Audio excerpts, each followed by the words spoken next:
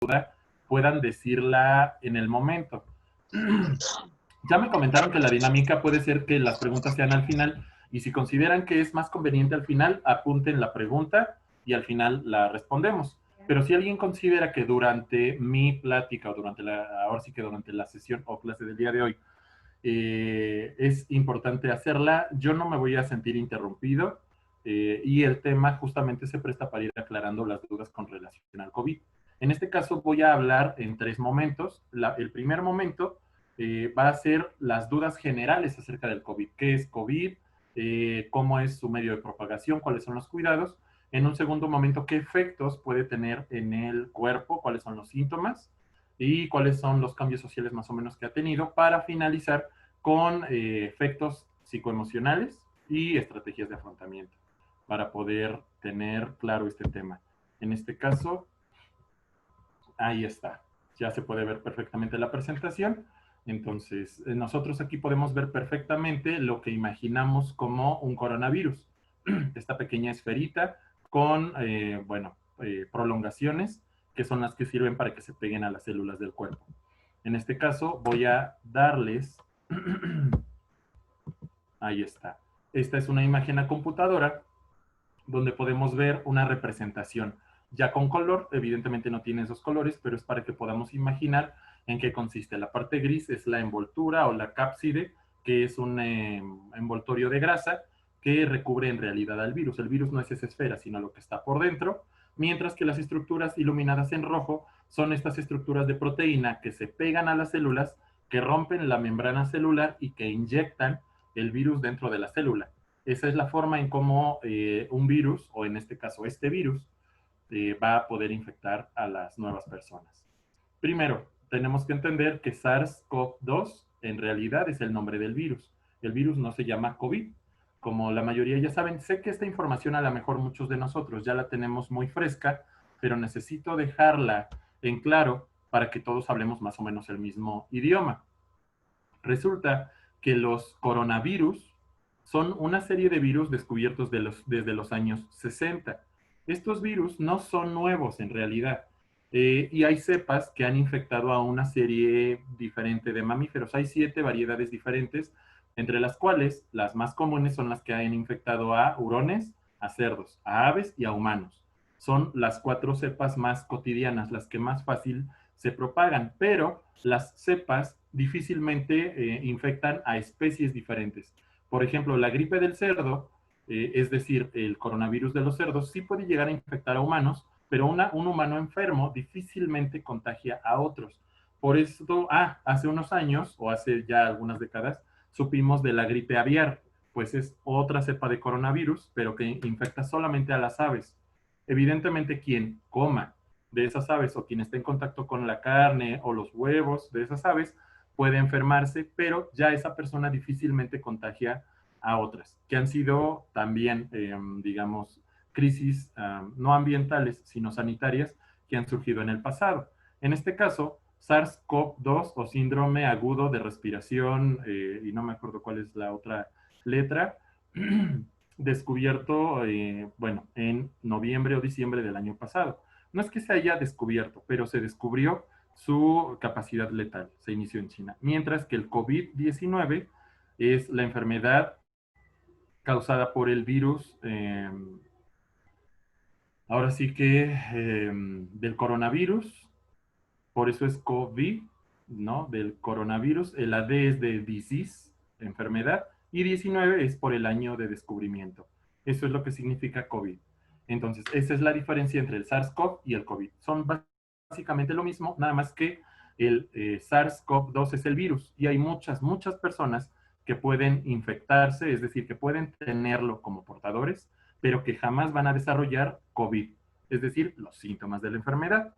¿Cuáles son los síntomas principales? De nuevo, esto es algo que mucha gente se ha venido a preocupar. ¿Por qué? Porque a veces lo que nos imaginamos que es una enfermedad puede hacer que desarrollemos los síntomas. Muchas veces la preocupación por tener gripa, por tener tos, por tener fiebre o por tener diarrea, que han sido los síntomas que más se han conocido últimamente, puede hacer que justo desarrollamos esos síntomas aún sin estar contagiados o sin ser portadores del SARS-CoV-2. En este caso, los síntomas principales, la fiebre, la tos y el cuerpo cortado, representarían los síntomas más genéricos de esta enfermedad. Más del 90% de las personas que se infectan del SARS-CoV-2 no desarrollan los síntomas. Y de quienes desarrollan los síntomas, muy pocas personas, cerca del 3 o del 1%, desarrollan problemas respiratorios. Es decir, la mayoría cursa por una gripe leve a una gripe moderada. En el qué hacer, bueno, ya muchos de ustedes también saben qué es lo que tenemos que hacer cuando sabemos que tenemos el COVID-19 o cuando identificamos que alguien lo tiene. El aislarse, el no contagiar a las demás personas y si se empieza a tener problemas respiratorios, pues acudir a una institución médica. ¿Cómo ocurre el contagio? También. Sabemos que puede ocurrir de persona a persona o tocando superficies, digamos que ya estén infectadas. El coronavirus no se propaga directamente por el aire. Cuando las personas respiramos, hablamos o tosemos o cantamos, estamos exhalando. Las personas que portan el SARS-CoV-2 lo pueden exhalar con las gotículas.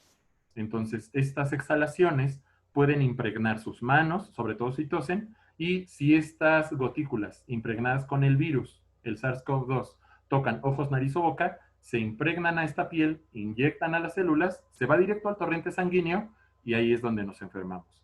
Esto se los comento porque hay muchas personas que han hecho lavados de nariz o de boca con cloro o con agua con bicarbonato. Real, lo he escuchado, porque sienten que se queda ahí el virus. Entonces, cada que salen, yo llegué o sea, los servicios médicos de algunos hospitales han recibido de urgencias a personas por inyectarse vinagre, inyectarse cloro, inyectarse jugo de limón con bicarbonato en la nariz o hacerse gárgaras con esos productos.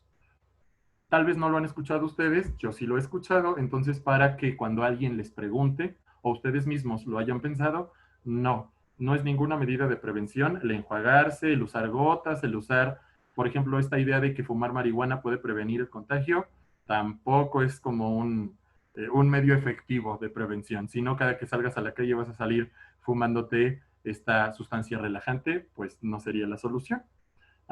Y este contagio, después de que ocurre el contagio, la persona no empieza a sentirse mal inmediatamente, que también tiende a ser otro de estos síntomas hipocondríacos, donde nada más salgo a la calle, regreso y ese mismo día, por mi preocupación, ya siento que me falta la respiración, ya siento que estoy estornudando, ya siento que tengo diarrea o cuerpo cortado.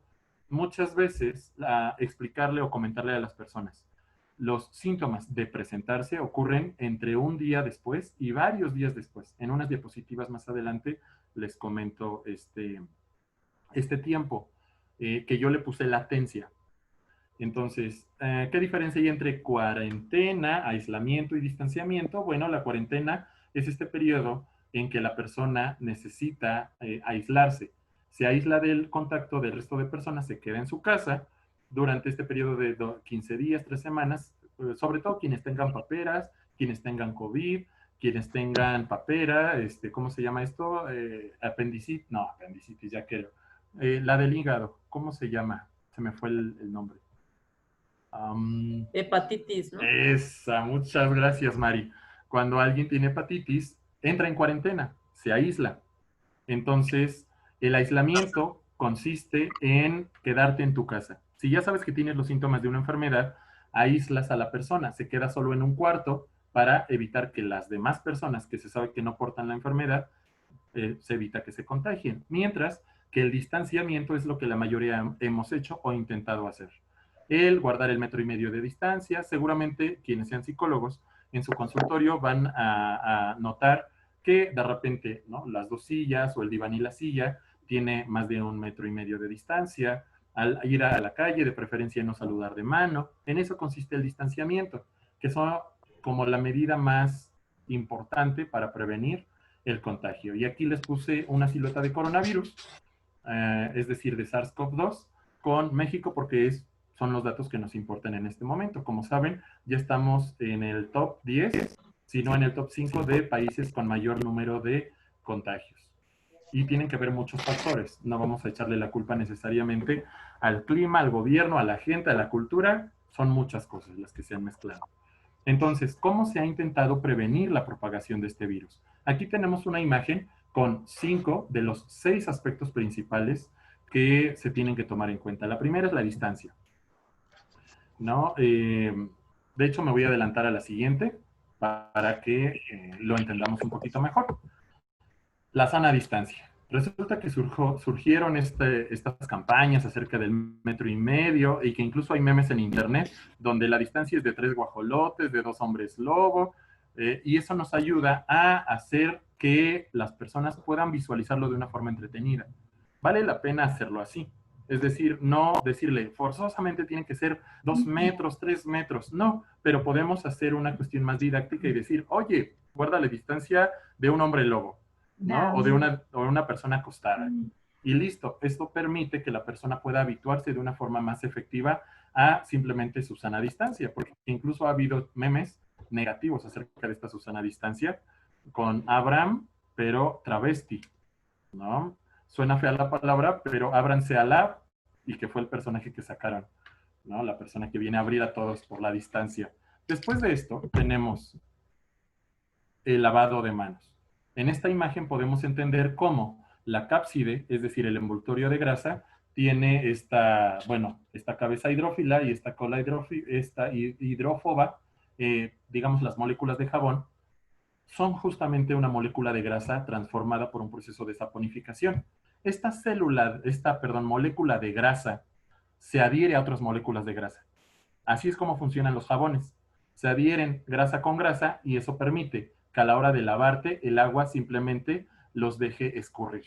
Así funcionan los jabones. Y cuando toca la molécula de jabón, la cápside del coronavirus, rompe este envoltorio de grasa, lo que deja expuesta la cadena de ARN y se desnaturaliza prácticamente al momento. 10-15 segundos después de que la cápsula se rompe, el ARN también pierde propiedades.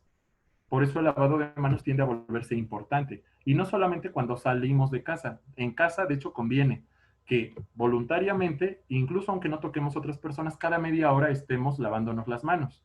¿Cuál es la razón? Porque se vuelve un hábito. Y cuando salimos de casa, cuando estamos en nuestra área de trabajo, cuando estamos dando clase o cuando estamos visitando a alguien, podemos seguir esta recomendación sin que se vuelva una obligación. Porque de no hacerlo constantemente, salimos y nos da flojera, ay, mejor después, ay, seguro no tiene la enfermedad, y nos confiamos. Después viene la parte que ustedes pueden entender aquí, que es el saludo. Aquí voy a modificar un poquito, sí, es el saludo. Entonces, surgen estas imágenes acerca de, bueno, el saludo apache, el estilo japonés. Realmente, ¿cuántas personas, no necesitan contestar en este momento, pero es una pregunta retórica? ¿Cuántas personas realmente han hecho alguno de estos saludos extraños? Es decir, estos saludos que no forman parte del repertorio mexicano. Yo no conozco a nadie. Realmente la situación se basó en que aunque surgieron estas imágenes ciertamente divertidas o ciertamente como una opción, somos una cultura de mucho contacto. A diferencia de culturas como la japonesa o por ejemplo, la cultura rusa, donde la distancia social normalmente, el espacio personal o el espacio vital es de 3 a 10 metros, normalmente. Para la cultura mexicana, nuestro espacio personal es de 1,5 centímetros. O sea, en promedio, no toleramos tener a la gente lejos. Si llegamos a un lugar, lo que hacemos es abrazar a la persona, darle la mano, ¿cómo estás? Mínimo un golpe en el hombro, pero hay contacto físico. Esto, por cultura, dificulta que podamos incluir en nuestro repertorio, aún con el riesgo de muerte, que es parte de la campaña que se ha venido manejando, el modificar estos saludos, porque se vuelve una obligación o una imposición. Entonces las personas se cuidan, no van a clases o no fueron a clases o a sus actividades, pero por temor a castigo del gobierno, no necesariamente por el temor a la enfermedad, ¿no? Gestándose un fenómeno de, bueno, si me va a dar, me va a dar, pero bueno. Después viene esta otra, el saludo. Y ahí viene incluso un protocolo de la forma correcta de toser en el arco interior del brazo o utilizando un pañuelo, sacándolo, estornudo, lo envuelvo, lo tiro y me lavo las manos. De nuevo, es algo que tal vez no es un elemento que las personas puedan incluir en su repertorio cotidiano. Se vuelve más una obligación o algo pesado, más por el hecho de que la mayoría no lo hace. Y eso genera que los que sí lo intentaron hacer al principio se sintieron extraños, se sintieron fuera del código de conducta de lo que es ser un mexicano. Esto es para que podamos entender ese fenómeno. A veces no se trata solamente de que la persona quiera hacerlo, se trata también de entender un contexto en el que muchas personas alrededor, a pesar de un riesgo potencialmente letal, puedan no seguir las recomendaciones del todo. Y bueno, consejos para sobrellevar el confinamiento. El confinamiento ha sido para muchos, me incluyo, un elemento cotidiano en nuestras vidas. Yo prácticamente he salido una vez al mes de casa. Tengo la ventaja de que otras personas que también viven conmigo salen, ¿no? Porque son personales de la salud o porque su trabajo tiene que ver con albañilería, plomería, es decir, no pueden dejar de salir. Pero, por ejemplo, ellos tienen la angustia de morir. Y de hecho al principio fue horrible porque llegaban a casa y, digamos, el cloro en los zapatos, el atomizador en todo el cuerpo, quitarte la ropa, bañarte llegando. Solo les funcionó 15 días. Después se volvió tan pesado que empezaron a dejar de hacerlo, ¿no? Y esta recomendación más, la de el calzado. Estos productos que nos prometen y que de hecho ya se ha demostrado que la mayor fuente de contagios es por el suelo. Alguien estornuda o alguien habla o canta o pasa lo que sea en la calle, cualquiera de nosotros pisa ese suelo y aunque hayan pasado varias horas, puede quedarse pegado en la suela de los zapatos. Cuando llegamos a casa, es inevitable que toquemos el suelo, sobre todo si tenemos mascotas, la mascota pisa el suelo, después abrazamos o tocamos a la mascota y listo, ya se volvió una fuente de contagio. O el simple hecho de estar caminando, pues bueno, a la hora de trapear o a la hora de que se nos cae algo, de nuevo es una fuente de contagio. Por eso el suelo se vuelve como un elemento vital. Y ahora, esta pregunta, ¿quiénes sí han seguido las recomendaciones al 100%? Las 6 recomendaciones. Oh, resulta casi nadie las ha seguido. Y aquí tenemos, dejo esto nada más como a conciencia. A veces el poder informar a la gente, porque muchas veces nos dicen, educación es la respuesta, y es cierto, pero la educación, sin que se vuelva parte de los hábitos, no va a generar un cambio real. El hecho de que conozcamos cómo se propaga el virus y el hecho de que conozcamos los síntomas, no va a hacer necesariamente que podamos prevenir todos los casos. El periodo de latencia, es decir, el periodo de incubación, que es la palabra que se usa realmente, la incubación. Una vez que una persona adquiere el virus, que el virus ingresa en su torrente sanguíneo, recuerden, ojos, nariz o boca, no se queda ahí. Pasan más de unos minutos en cuanto atraviesa la primera capa de piel interna y llega al torrente sanguíneo y entonces viaja por todo el cuerpo. Mientras viaja por todo el cuerpo, nuestro organismo va a intentar contrarrestarlo. Hay una serie muy buena que se llama Cellblock, está en Netflix, y explica justamente cómo el cuerpo reacciona de una forma entretenida, porque las células son personas. Entonces los eritrocitos ahí van llevando su oxígeno, los leucocitos, es decir, las células blancas, van como si fueran policías a arrestar y a aniquilar a los agentes externos. En uno de los capítulos que se llama Influenza, no habla de coronavirus, pero es tal cual la reacción del cuerpo. Una cosa es que llegue el virus al cuerpo y que el cuerpo reaccione inmediatamente, pero otra es que haya síntomas. Solo hay síntomas si el virus ha logrado sobrevivir a este primer ataque del cuerpo, a este primer método de defensa y el cuerpo identifica que continúa allí. Si el virus es suficientemente fuerte y se multiplica incluso a pesar del sistema inmune, ahí es donde empezamos a tener los síntomas de la enfermedad. Ahora sí, dolor de cuerpo, cansancio, tos en algunos casos, flujo nasal, son estos medios que tiene el pollen y en casos un poquito más extremos hasta diarrea. Y en casos aún más extremos, la situación de problemas para respirar, porque una de las acciones del cuerpo es generar mucosa en los alveolos para que al exhalar esta mucosa salga. Cuando el cuerpo exagera en esa reacción, esta mucosa no alcanza a salir del todo y se empieza a fibrosar, se comienza a solidificar y eso es lo que genera que nos ahogamos y nos moramos. ¿Qué pasó?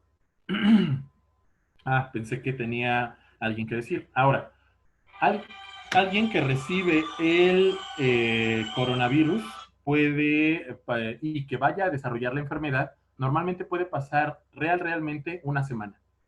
¿no? Vamos a poner el ejemplo de Mari, que fue la que contestó hace rato, y si es que el coronavirus, es decir, el SARS-CoV-2, llega a tu cuerpo y tú te infectas, tú no te vas a dar cuenta, sino hasta mucho tiempo después, en promedio, 5 días después, ¿no? Por ejemplo, y esto lo pueden ver en las gráficas, las personas que se hayan infectado el 10 de mayo, normalmente empiezan a surgir los casos hasta el 16 de mayo, 15-16. Es decir, las curvas que Gatell estaba marcando hace unos meses, en realidad no nos dicen los casos de contagio de ese día, sino las personas que una semana antes o 15 días antes se contagiaron. Por eso se da como este fenómeno de 10 de mayo, Día del Padre, Día del Niño. Una semana a 15 días después de esas fechas, siempre ocurrían como los picos. Y que incluso hay, bueno, sin importar cuándo la semana que viene, ¿no? Como entendiendo que al no ser una respuesta instantánea o inmediata, también las personas pueden confiarse y no tener los cuidados adecuados. Ahora, puede que alguna persona al tener el SARS-CoV-2, su cuerpo reaccione y tenga los síntomas desde el día siguiente, o puede que pase 2 semanas. Ya después de las 2 semanas, si no desarrollaste ningún síntoma, significa que no lo vas a desarrollar. Para nada, ¿no? Ahora, permanece activo en superficies. Ya no vamos a preocuparnos si es piel, cartón, papel, vidrio. Simplemente un promedio de 3 días. Si una superficie está contaminada, con dejar pasar 3 días, con eso la cápside de grasa se desnaturaliza y el virus también se inactiva. Entonces, si yo tengo ropa y no la puedo lavar el día de hoy, la puedo poner en el cesto y en 3 días sé que ya no hay un peligro de contagio porque se desnaturalizó. Ok, va a estar sucia, pero no va a estar contaminada porque el virus ya no tiene la capacidad de infectar. La cápsula de grasa, imaginen que pierde la capacidad de pegarse a las células. Entonces, no representa mayor peligro. Por eso hablaba de esto del pico de casos. Ahora, los aspectos sociales. Este es un meme. Esta va dedicada a toda la gente que no creía en mí cuando apenas estaba empezando. Y efectivamente nadie entendía o nadie consideraba la magnitud de la nueva enfermedad. Y digo nueva no porque los coronavirus sean nuevos. Es nueva en el sentido de que en particular, esta cepa, se volvió particularmente infecciosa. También no quiere decir que la gente vaya muriendo. En la diapositiva que sigue, les voy a explicar cómo funciona este efecto psicológico. Ahora, ¿cuáles son las fases de la contingencia? La mayoría no lo sabe. Ni siquiera se ha puesto a investigar que existen fases de contingencia en el Plan de Defensa Nacional contra Contingencias Ambientales. Esto es un plan nacional que se tiene desde el presidente Cedillo. Ajá, y entonces cada que ocurra una emergencia, volcanes, terremotos, surge a partir, bien, o sea, surge a partir del 85, pero es con Cedillo donde se redefine el DN3, que es el nombre que tiene. Ahora, la fase 1 es la importación viral. Sucede cuando fuera del país se identifica una fuente de contagios. Entonces, se identifica que algunas personas que puedan provenir de esa zona, en este caso en enero y febrero, se identificaba que de China empezaban a surgir los primeros casos. Ah, pues bueno, las personas que estaban en China se les restringía ya han estado en un tiempo en aquel lugar, se les pide que no se saluden y que laven sus manos y hay una supervisión de los casos identificados. En la fase 2 hay una dispersión comunitaria. Ya en el territorio nacional no hay un caso o dos, ya hay algunas centenas de casos. Significa que la enfermedad ha podido progresar. Tenemos fase 2 en varias zonas del país, una por sarampión, otra por dengue hemorrágico y tenemos la del COVID, pero la del COVID está en fase 4 ahorita. Entonces, no es la única enfermedad, no tiene que ser de otro país, pero hay algunas enfermedades que empiezan a esparcirse por varios cientos de casos y se aplica la fase 2. Se pide a las personas que modifiquen su saludo, que no estén en contacto con personas, sobre todo si se pueden contagiar, como el sarampión. Con lo del dengue no pasa nada, hay que protegerse de los mosquitos, no de los saludos. Pero bueno, si pasa algo con el dengue, te mueres. Pero bueno, vamos a centrarnos en esta. Ahora, en la fase 2, los eventos masivos se cancelan. Ustedes supieron que, ¿cuál fue el evento masivo último que se hizo aquí? Que es hasta muy famoso, es de música. Se me fue el nombre. Ya ven esta memoria de caballero que tengo. Mm, Entonces, ya en la fase Creo 3, que fue el Viva Latino. gracias. Agradezco mucho ese tipo de participaciones, Fátima. El Vive Latino fue el último gran concierto en México. Fue muy criticado, sobre todo por los que ya teníamos conciencia de la magnitud de la enfermedad. Aunque digan que las personas que fueron a ese concierto no se infectaron, no se sabe en realidad, ¿no? No sabemos si hubo contagios, si no hubo contagios. Es una situación de riesgo. Ven que el día viernes hubo en una clausura en Xochimilco, leí la noticia ayer, en una primaria organizaron la graduación de los chicos, ¿no? De allá en Xochimilco. Y fue toda una noticia porque, ¿no? O sea, causó revuelo y hoy por hoy ya la escuela está clausurada por no haber seguido los lineamientos. Y pues tiene razón, sí es una enfermedad delicada. No porque mate a todos, y ahorita vamos a entender por qué. Entonces, estamos en la fase, se supone que ya estamos en la fase 4, ¿no? Pero la fase 3 es ya, todo el mundo se puede contagiar, ya no se sabe quién es portador y quién no. Entonces es aislamiento social, permanecer en nuestros domicilios en la medida de lo posible y las modificaciones anteriores. No puede durar por más de 3 meses esta fase, creo que en México ya duró 2, 3, 4 meses, pero no puede durar más, no por una cuestión sanitaria, sino por una cuestión económica. El país necesita continuar cubriendo con sus actividades y hay muchas personas que no pudieron quedarse en casa. Personas de limpieza, personal de la salud, personal, por ejemplo, barrenderos, el personal de la basura, los de la central de abastos. No es como una noticia que se haya publicado, pero una quinta parte del personal de abastos desarrolló la enfermedad fuerte. Más de 100 personas de ahí han muerto, ¿no? Incluso hay una calle, no recuerdo su nombre, al lado de la central, porque ahí vivían la mayoría de los trabajadores y en una semana hubo 40 muertes de coronavirus, o sea, cuando iniciaba la fase 3. ¿Esto por qué lo sé? Bueno, tengo dos pacientes que justamente trabajan ahí y me comentaban, doctor, es que, ¿qué cree? Ya no voy a ir a la central. Incluso ahora la central de abastos está abierta al 20%.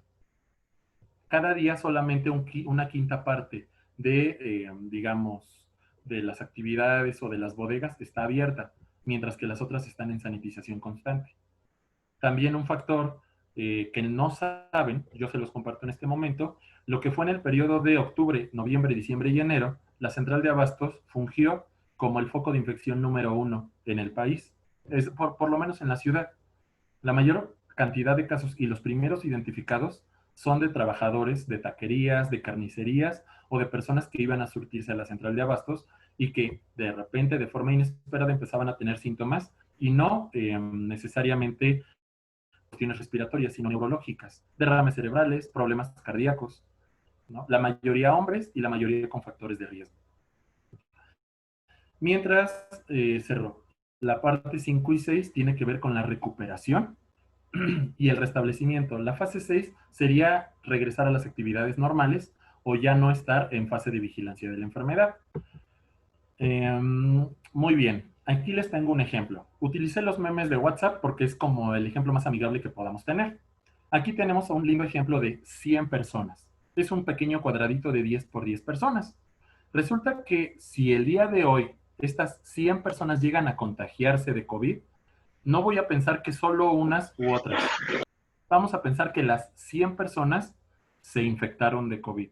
¿Cuántas personas de SARS-CoV, y ahora ya yo estoy cayendo en el error, se infectaron del virus? ¿Cuántas personas consideran que podrían desarrollar la enfermedad? Y esta sí es una pregunta para ustedes. Alguien que quisiera responder, ¿cuántas? Si estas 100 personas, estos 100 emojis, de repente se contagian el mismo día. De aquí a 2 semanas, ¿cuántos creen que se enfermen?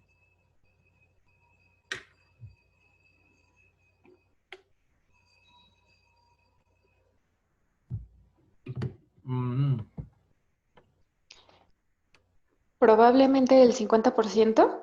Probablemente. Resulta que por fuentes fidedignas, ya, presiones sin querer.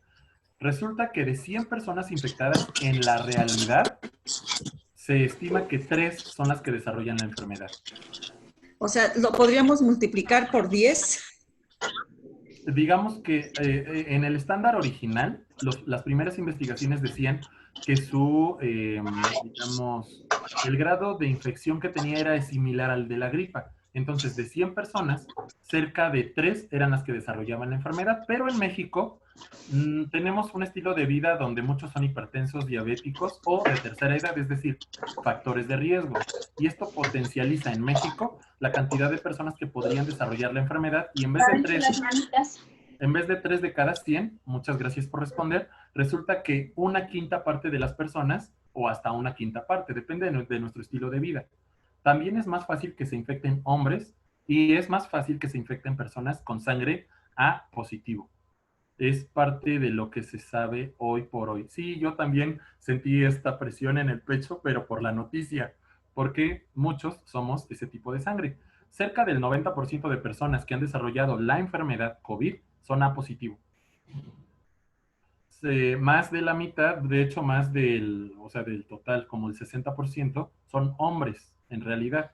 Personas de tercera edad resulta que se están salvando bastante bien. Es decir, pueden desarrollar el síndrome de agudo de obstrucción respiratoria, pero no mueren, es decir, se recuperan bastante bien. Pero hombres, sangre A positivo y con algún factor de riesgo, obesidad, no, hipertensión, es muy, muy mal. Ahora, de estas que ya desarrollaron, o sea, todos se contagiaron. 20 son los que sí desarrollaron la enfermedad. ¿Cuántos creen que puedan morir? Que es esta la gran pregunta y lo que le afecta a la población. Un 10%, ¿no? Se supone que es el que está en mayor riesgo de muerte. Así es, de hecho, de 100 personas y que el 20%, es decir, una de cada 5, desarrolla la enfermedad, la posibilidad de que muera alguien es de una. Y aquí en el esquema lo podemos entender. Ahora, si lo hacemos a una escala mayor, por ejemplo, aquí tenemos 1000 personas, ¿no? En este cuadradito de 24 por 27, creo.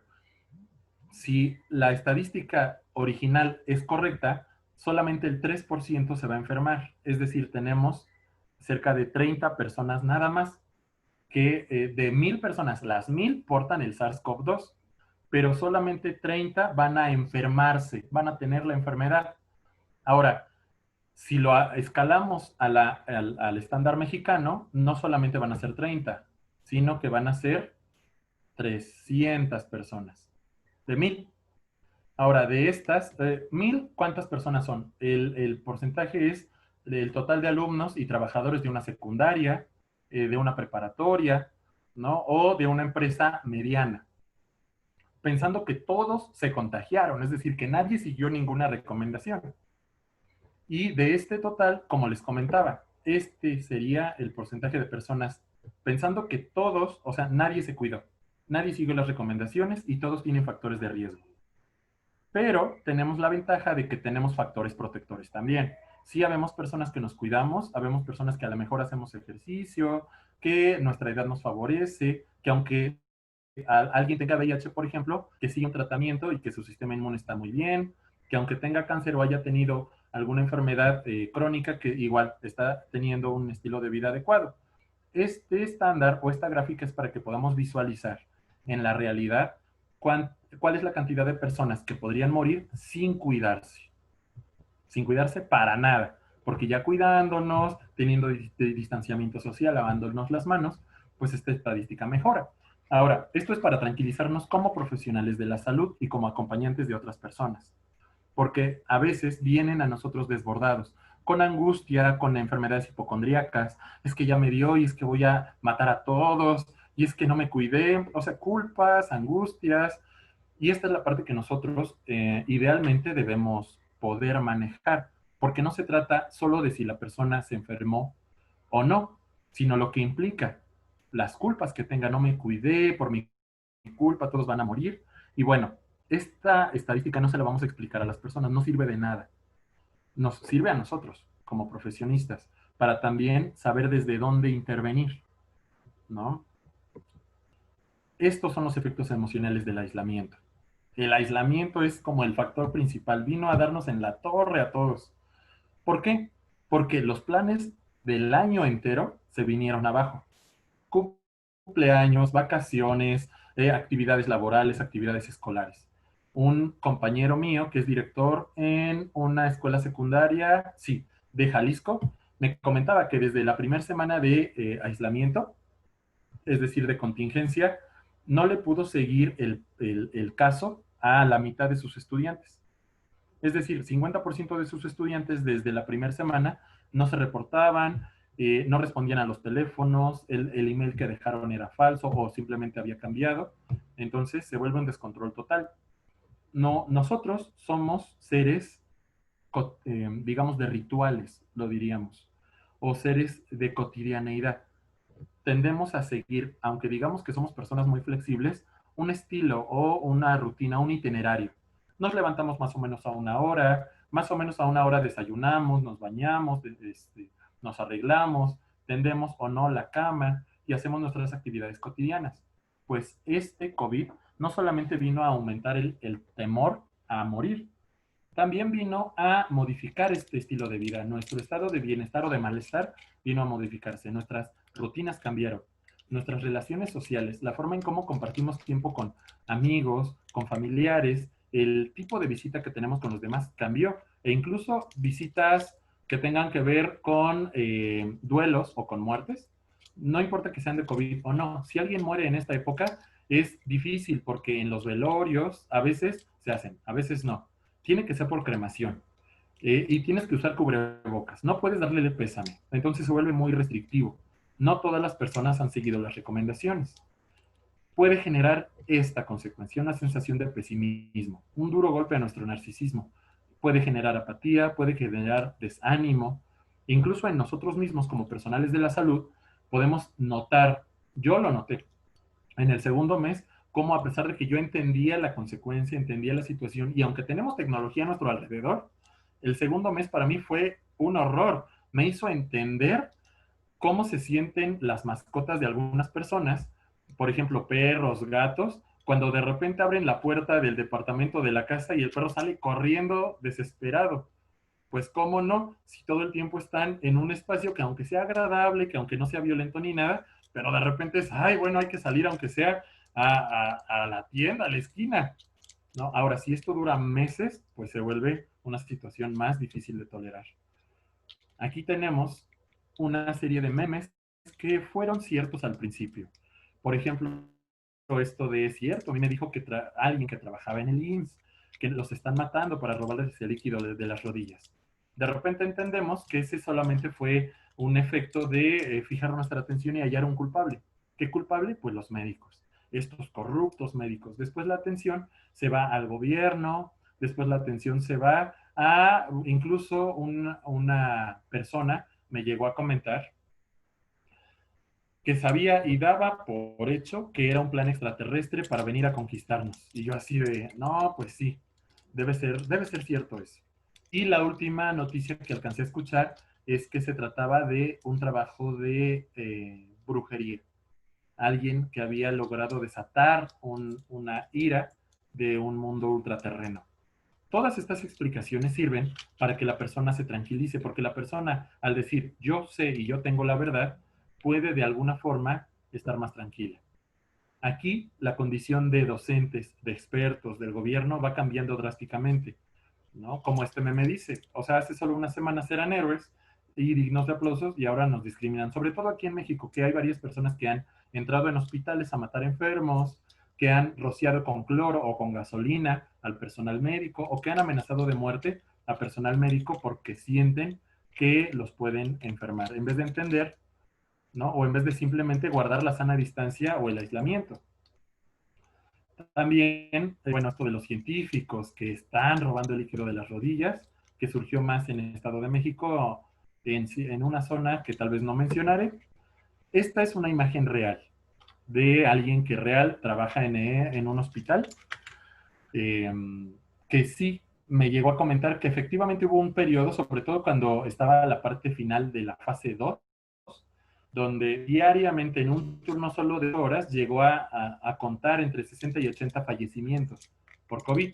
En ese tiempo no se decía COVID, se decía neumonía atípica, pero la mayoría sabían que era por COVID. Y entonces, aquí tenemos otras consecuencias, no por las situaciones del hospital, donde realmente se las dieron duras, sino hay crisis emocionales. Hay situación de depresión emocional, una sensación de temor a que las cosas puedan empeorar, una visión del mundo cataclísmica, incluso personas que se preguntan si es el fin del mundo o no, ataques de ansiedad y esto de las fantasías de muerte, bueno, que nos ha acompañado desde el principio. Sentimos que cualquier error, si no me lavo las manos, si saludo a alguien, si me atrevo a salir a hacer ejercicio, podría morir. Más los casos de personas que sí se han infectado y que han desarrollado la enfermedad. Un efecto que muchos no han dicho, pero que está comenzando a manifestarse en México es el suicidio. Nadie ha hecho un estudio acerca de la cantidad de personas que se han suicidado, no por la enfermedad, sino por las consecuencias de ella. Han perdido su trabajo, han perdido escuela. La situación económica ahorita va a venir a pique. Y de hecho en el 2021 se tiene pronosticado una recesión económica no tan marcada en México por un factor protector que es todos en México o como población son consumistas. Entonces las grandes empresas no han venido a pique como en todos los demás países. Literal, en todos los países, todas las grandes empresas han visto sus, bueno, ya sabes, menos esta parte de Zoom y estas empresas virtuales, pero las grandes empresas en general se han visto a pique excepto en México. Entonces, de alguna forma, es un factor protector. El estrés postraumático es algo que nos ha afectado desde el terremoto. El solo hecho de pensar que las cosas puedan empeorar va a generar que la persona pueda sentir que en vez de mejorar, va a empeorar, o que lo que pueda hacer para intentar salir adelante no va a ser suficiente, ¿no? Más la hipocondriasis, que es todo otro tema. A todos nos ha afectado este tema. El de repente escuchar, y empieza con cuerpo cortado, y ahora la diarrea es otro síntoma, y ahora resulta que si te da tos, que si te da gripa, que si te da catarro. Entonces empezamos, y es que salí a la tienda, y es que fui a ver al amigo, y es que recibí por correo algo, y no vaya a ser, y no me lavé las manos. Y empezamos a preocuparnos, y empezamos a angustiarnos, e incluso la preocupación detona síntomas. Detona problemas gástricos, problemas respiratorios, una tos insistente pero nerviosa, es decir, por una causa que podría denominar psicosomática. ¿Sí, Betty? Ah, ok. Y bueno, consecuencias reales, el desempleo y la deserción escolar. Como partes de estas dificultades, necesitamos entender que la convivencia familiar es uno de los puntos más difíciles. En México, la cultura mexicana no es la cultura donde haya mejor convivencia familiar. Hay convivencia cercana, pero hay películas como la de Coco. El personaje principal se llama Miguel y tiene a su abuelita que se llama Coco, pero podemos notar que aunque él quiere estudiar música, no lo deja su familia. ¿Por qué? Porque no forma parte del código familiar. Y es hasta después de mucho esforzarse, mostrar que en una realidad mexicana, donde no estamos acostumbrados a tener una convivencia de calidad. Tenemos la costumbre en México de tener una convivencia cercana nada más, pasar mucho tiempo juntos, pero no necesariamente conocernos, porque en cuanto alguien opina algo que no sentimos que nos agrada, podemos tomárnoslo a mal, desde la parte familiar. Esto dificulta mucho y situaciones como problemas cotidianos, a los cuales normalmente decimos, mañana hablamos, tengo que ir a la escuela, tengo que ir al trabajo, mañana tengo una junta, tengo muchos pacientes, normalmente nos hacen aplazar ese tipo de discusiones. Pues en esta época de COVID parece como si la violencia familiar aumentara. Aumenta en su manifestación, pero no en sus causas, porque las familias ya son violentas de por sí.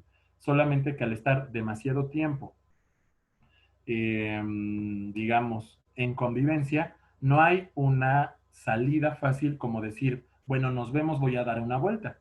Y esto genera también estas dificultades, tanto con hijos como con parejas y evidentemente con el resto de la familia pues, con la que convivas. La población vulnerable.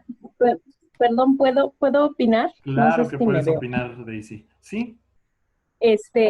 Referente a eso, fíjate que a mí me pasa.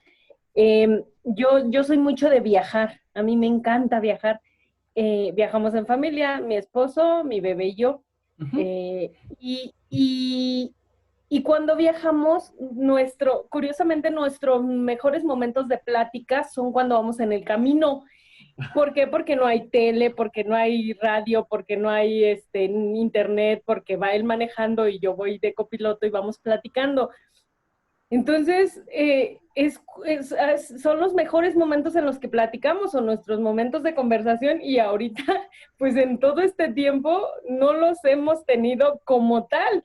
Entonces, pues extraña, o sea, extraño el viaje, extraño el salir, sí, y extraño esos momentos de intimar con mi esposo, en el Así es. viaje, ¿no? En la plática.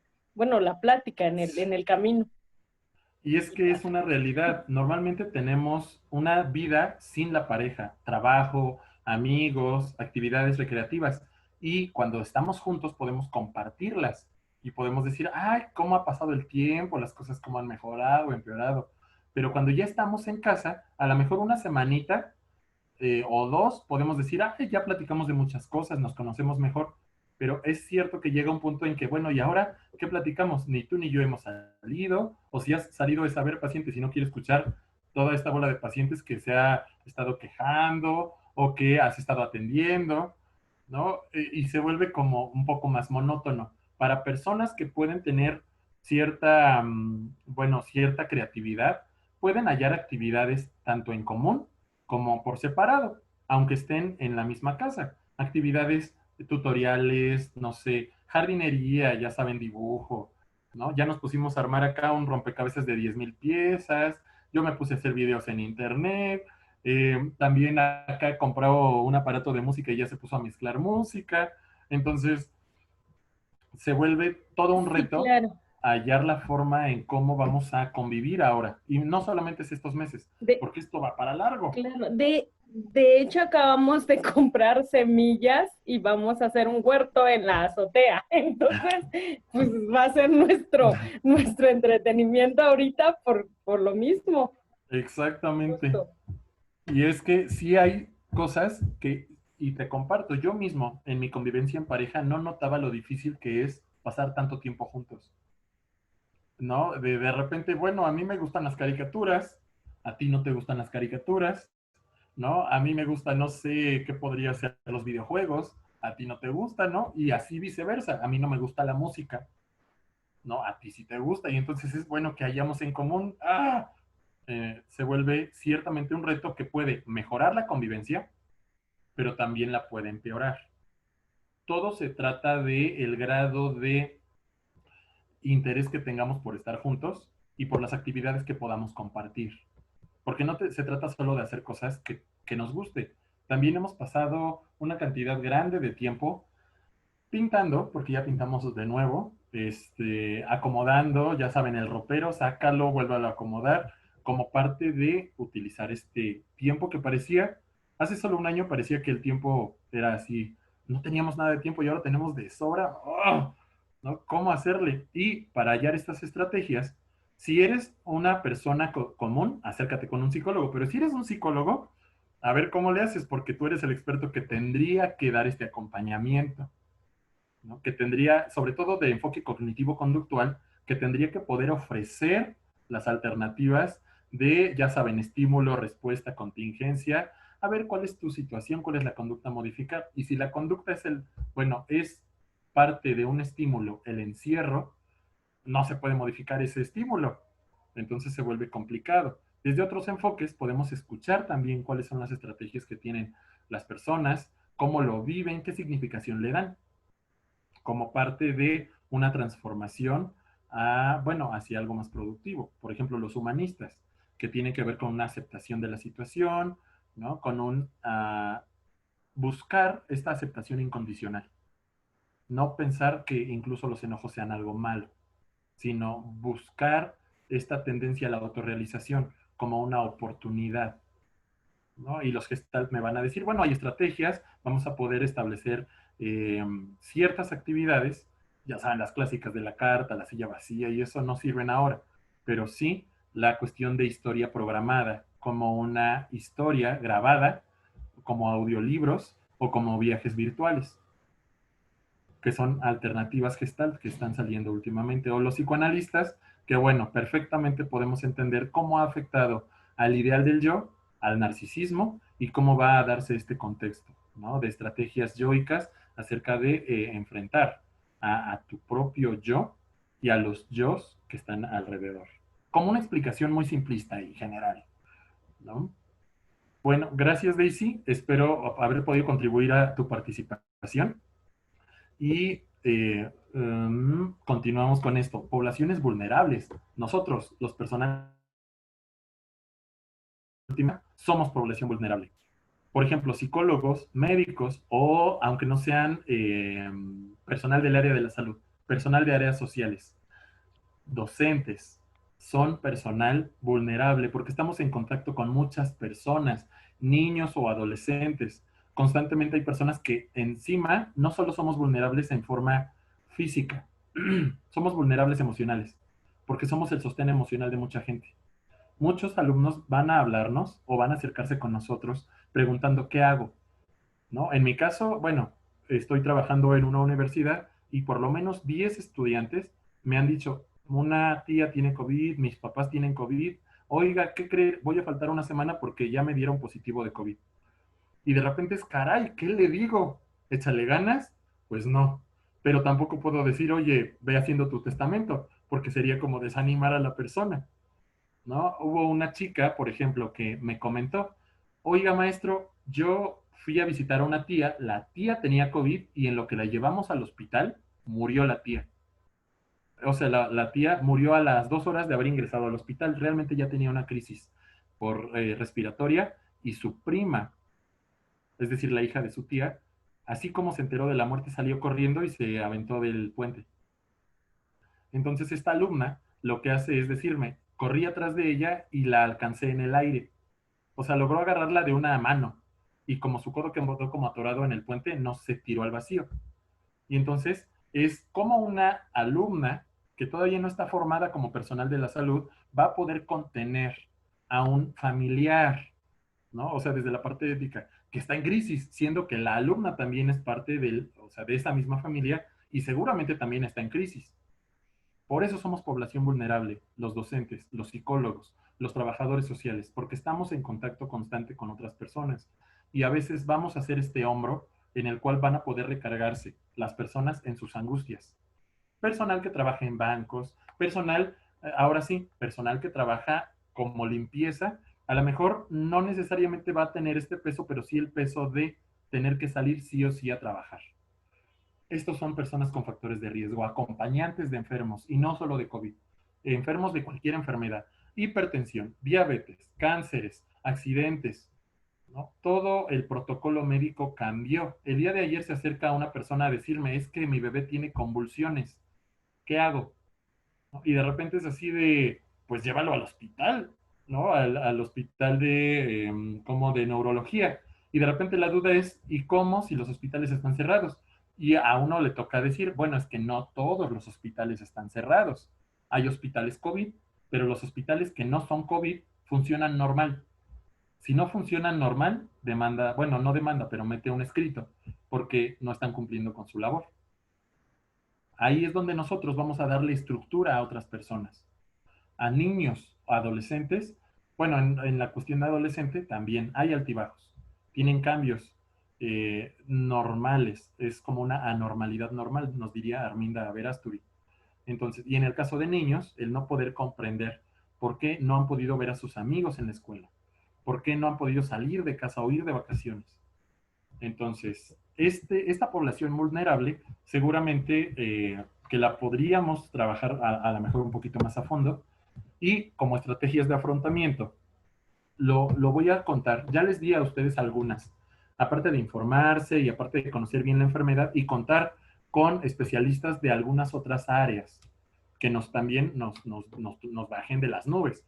Es que yo empecé a toser, ¿no? Y de repente poder contar con un especialista médico que nos diga, mira, no te preocupes, a lo mejor es una gripa. Aquí en casa, la semana pasada, 2 personas empezaron con dolor de garganta y con tos. Y dijimos, 2 personas, seguramente fue COVID, porque la semana pasada vino una amiga y es que ella vino y trajo el virus. Y de repente otra amiga le llamamos, ¿no? Oye, Caro, tenemos tal y tal síntoma. Y ya, oye, ¿por qué no van a consulta? A lo mejor es, y resulta que sí era una faringitis. Es decir, una infección de garganta no covidiana, por decirlo de alguna forma. Y ahí es de, bueno, ay, si me da dolor, ya sé que no necesariamente me voy a morir, que inmediatamente se nos dispara esta fantasía de muerte. Como estrategia de afrontamiento es poder contar con los teléfonos de emergencia en caso de necesitarlos. Otras estrategias de afrontamiento es saber si tienes factores de protección y no solo factores digamos, de muerte. Hay una imagen que no les incluí en esta diapositiva, pero que me resultó muy interesante. Aquí está. Déjenme ver si la alcanzo a... Es esta. Otra forma tiene que ver con una reestructuración cognitiva. Los cognitivo-conductuales me van a hacer eco con esta forma de intervenir. ¿Qué tal si en lugar de ver el número de muertes, podemos ver el número de vivos en cada uno de los países? Esta estadística es de esta semana. Aquí está el porcentaje de población que no ha muerto con COVID-19 en diferentes países. Por ejemplo, en Bélgica, el 99.944% de la población sigue viva. En Italia, el 99.95% de la población no ha muerto y se ha recuperado, mientras que en México el 99.97% de la población permanece intacta. Si podemos entenderlo de esa forma, podemos saber que la mayoría no ha muerto, incluso teniendo factores de riesgo. La mayoría de personas de tercera edad, la mayoría de personas obesas, hipertensas, la mayoría de personas que tienen un tipo de sangre A positivo, a pesar de eso, ha logrado salir adelante, es decir, se ha recuperado al 100% o suficientemente bien de la enfermedad. Y bueno, hasta ahora es la presentación que les tenía para el día de hoy, ¿no? Aquí tenemos que ver otro cambio, el cambio social, lo que significa un saludo o salir en grupo. Nada más fui por las tortillas y ya salí en una foto que dice la gente no entiende. Esto fue al inicio de la fase 3 de la contingencia. Seguramente que dichoso Eduardo Dávila salió sin cubrebocas o salió y se saludó con alguien. Es decir, no fue de a gratis. Después tenemos este otro meme. No hicimos caso a la cuarentena y mi familiar murió por COVID. Como sale en México, los están matando. El COVID no existe, el gobierno le paga a los doctores y de nuevo hallar un culpable. Poder entender este fenómeno psíquico, poder entender cómo hay un apego a una ilusión, cómo a veces un metaideal puede ser más importante que seguir las instrucciones oficiales, porque mucha gente dice, bueno, sí, las páginas oficiales dicen esto, pero yo escuché el primo de un amigo, un familiar que trabaja en el gobierno, que trabaja en el IMSS, me dijo, y toma todas estas soluciones mágicas. Por ejemplo, las gárgaras con vinagre, no sé, comer ajo diario, que según te previene de la enfermedad, tener sexo más seguido, no tener sexo, bueno, estas como recomendaciones más en el ámbito, ¿cómo decirlo?, más personal, más íntimo, y que de todos modos la gente va y sigue la recomendación del sobrino de un amigo que del psicólogo o del médico. Aquí es otra. Ahorita ya no estamos en esta fase, pero esta parte de si realmente no crees, pues ve de voluntario para que veas y desarmes este teatro, ¿no? También podemos decir, bueno, si realmente los médicos le quitan el líquido de las rodillas, ¿por qué no ha habido, ¿cómo se llama?, denuncias? Es decir, si realmente estuvieran quitándole el líquido de las rodillas a alguien o hubieran matado a alguien, pues los familiares no creo que se queden de brazos cruzados. Así como se los dije ahorita, se los pueden decir a sus pacientes o a sus amigos o colegas, porque es así de, ay, qué bien que haya tanta corrupción en México, pero no como para que no haya ni una sola denuncia. De nuevo esta parte ideológica. No me lleves al IMSS porque me van a matar y sacar el líquido de las rodillas.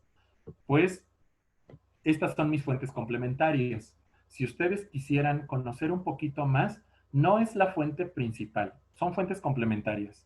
Es decir, la primera es una página acerca de un experto en ¿cómo se llama?, en pandemias, en cuestiones de contagio, que explica las ventajas o no del aislamiento social y del regreso a la nueva normalidad.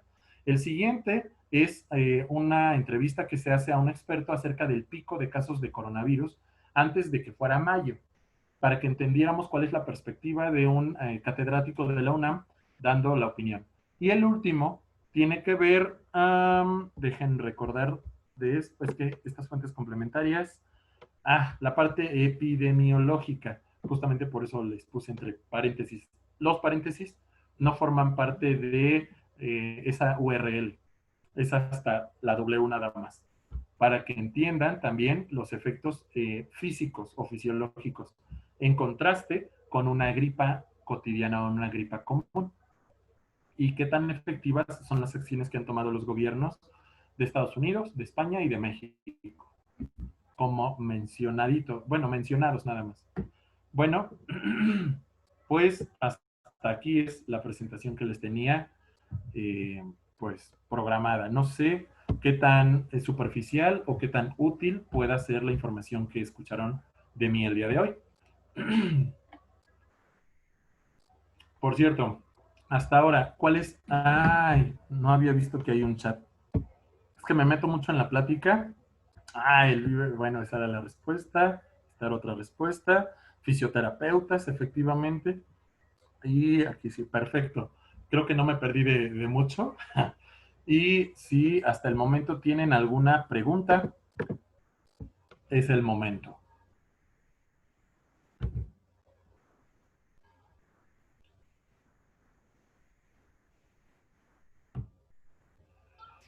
Ay, Preguntas, chicos. ay, qué silencio tan ensordecedor. Preguntas para nuestro ponente.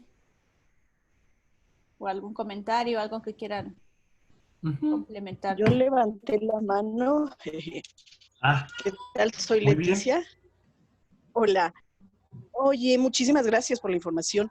Solo me quedó una pequeña duda de cuando decías que las noticias positivas.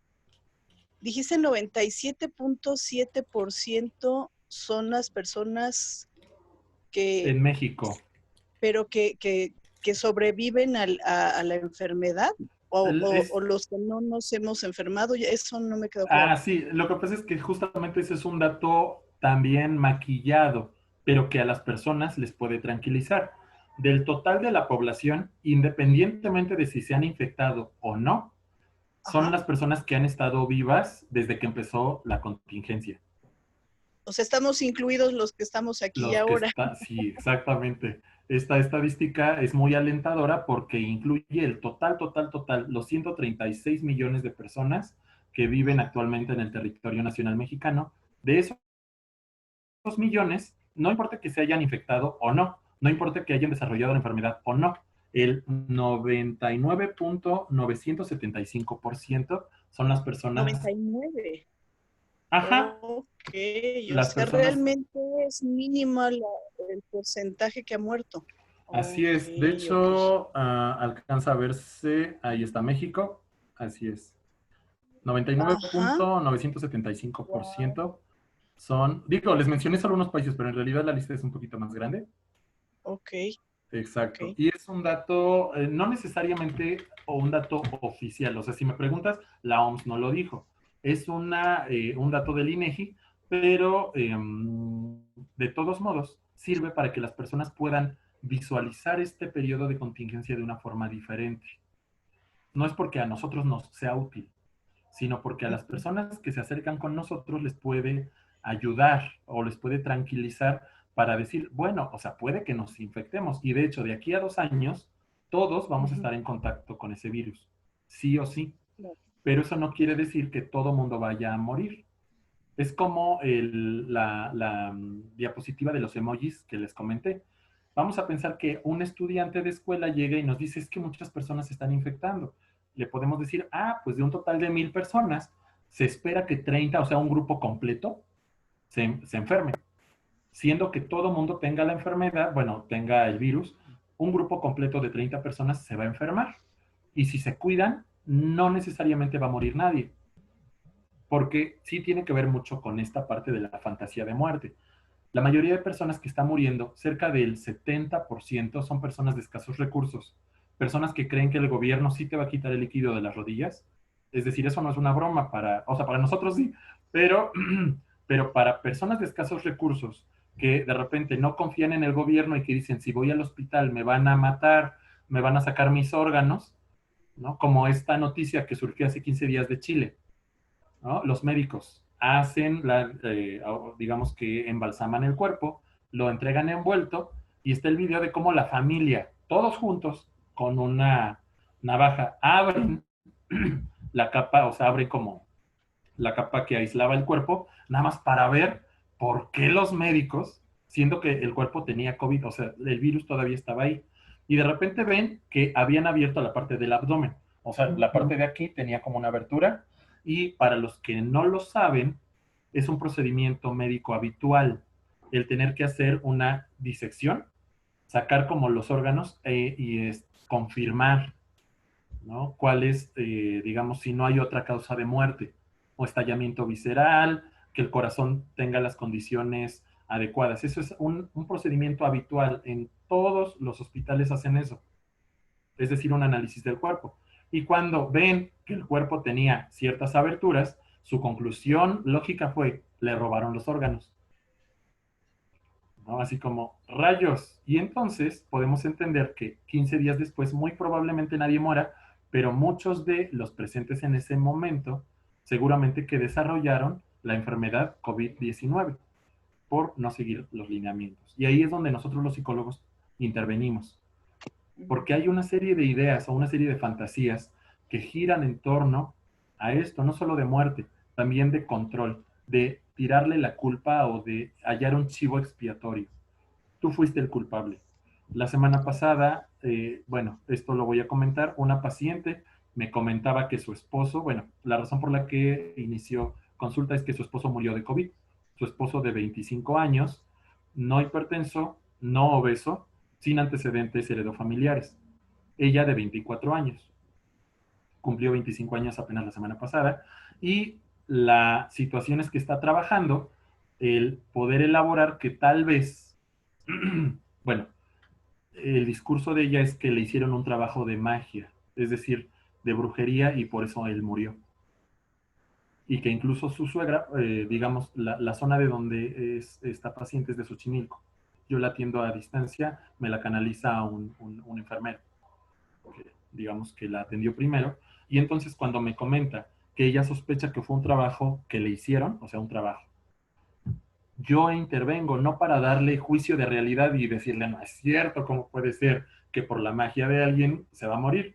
Pero utilizando ese discurso le puedo sugerir, oye, ¿crees que a ti te hagan algo parecido? Para poder entender si ella se considera en peligro o no. No, no creo porque la situación era con él, porque lo odiaban, lo seguían y todo, ¿no? Una parte muy paranoica, que probablemente era cierta. Y ¿consideras que se fue en paz? No, porque, y ya me comienza a explicar también otras cosas, de que considera que el espíritu de su esposo continuó en su casa 15 días después de su muerte.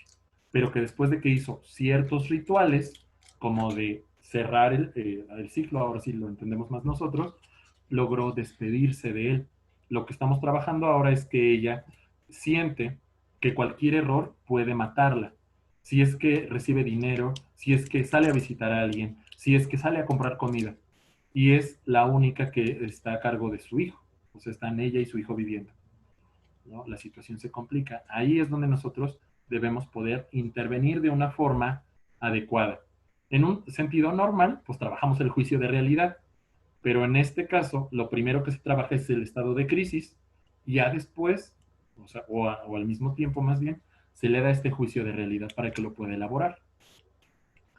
No sé cómo ves también esta respuesta. Yo solamente me surgió como como una preocupación, que no es preocupación. ¿Qué tanto esta cifra que es pues bastante relajadora, por así decirlo, Exactamente. Ajá.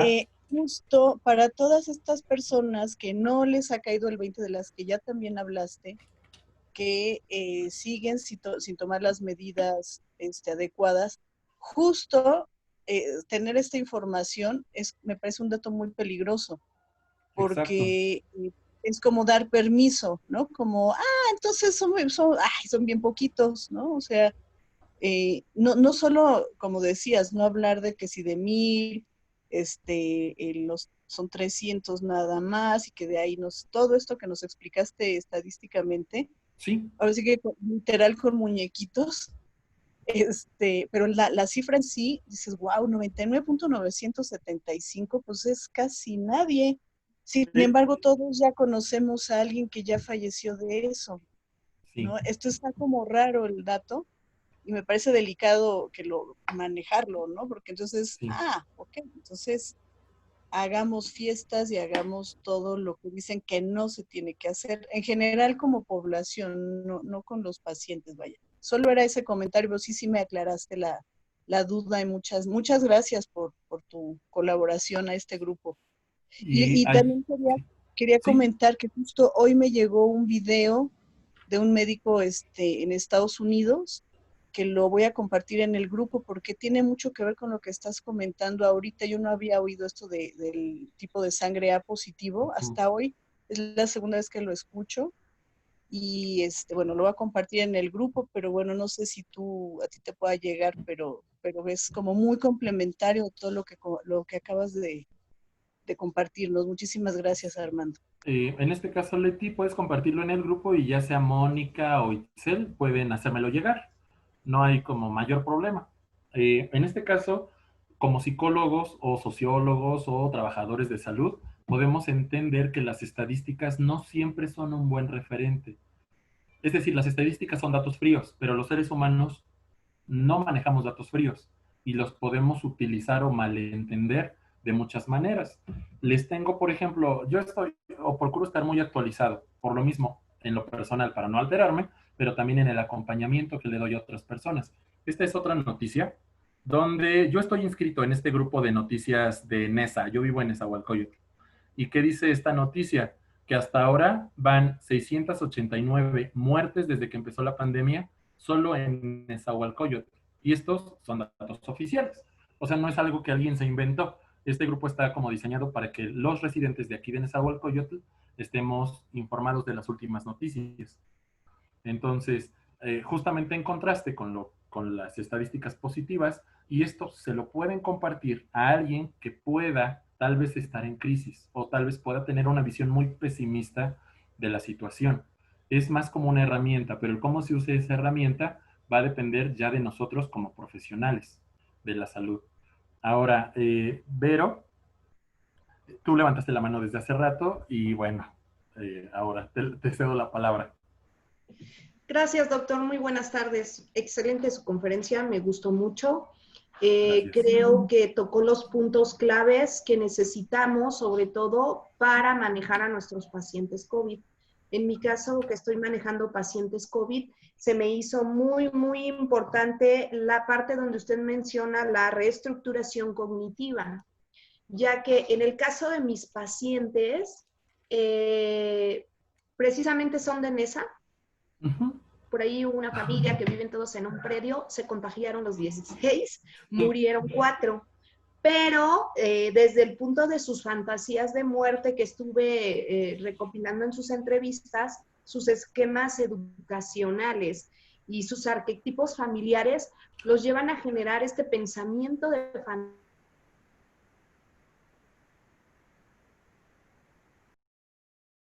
De depresión, se bajan sus defensas, inclusive he notado que están bien y por sus ideaciones vuelven a recaer.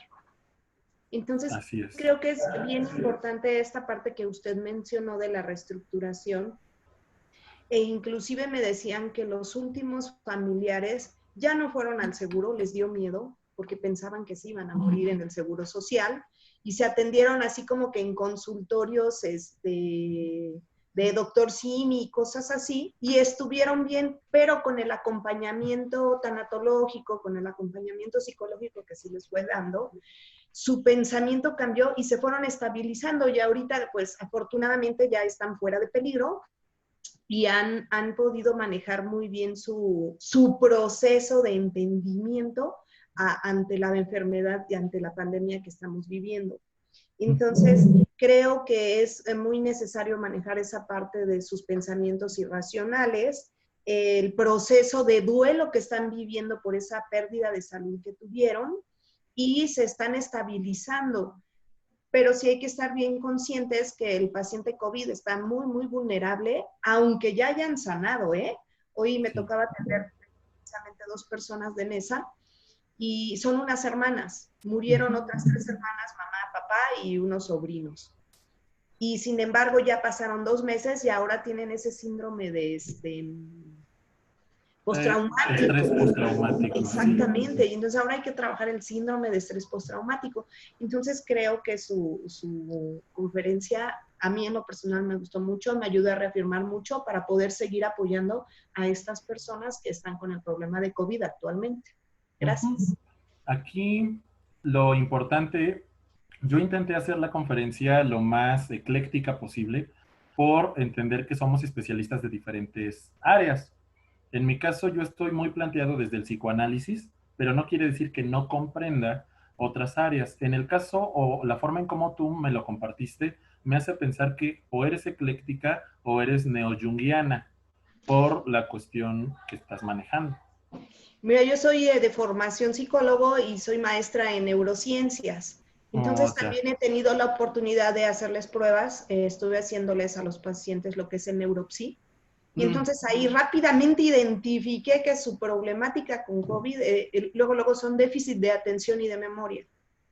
Ya. Lo trabajas y rapidísimo haces que el paciente vuelva a agarrar el pasito. Y soy cognitivo-conductual.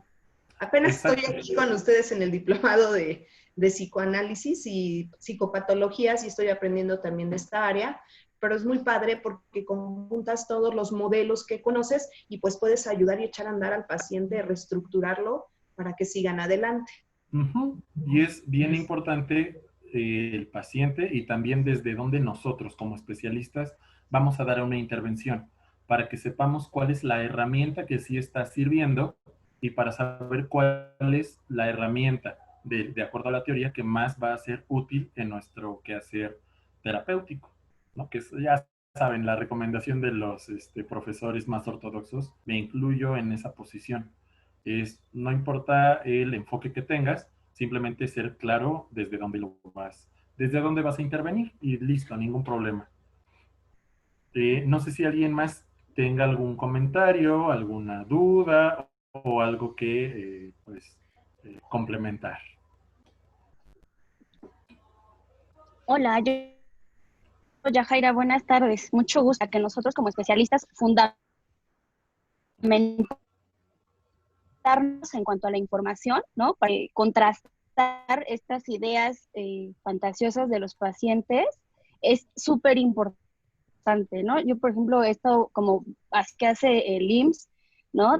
De todo sobre el COVID, salud mental ante el COVID y todo este tema. La verdad es que sí fortalece el acompañamiento que hacemos con los pacientes, pero algo que quiero, como es un comentario que me dio mucho sentido cuando hablabas del tema de la convivencia en las familias y esta convivencia violenta y agresiva, me dio mucho sentido porque justo tengo una paciente que está padeciendo muchísima ansiedad y angustia, ¿no?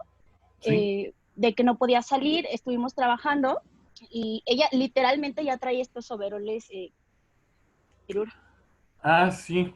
O sea, para poder salir, ¿no? Tranquila, y te llevas a alentar el miedo de que si sales te vas a morir, úsalo, ¿no?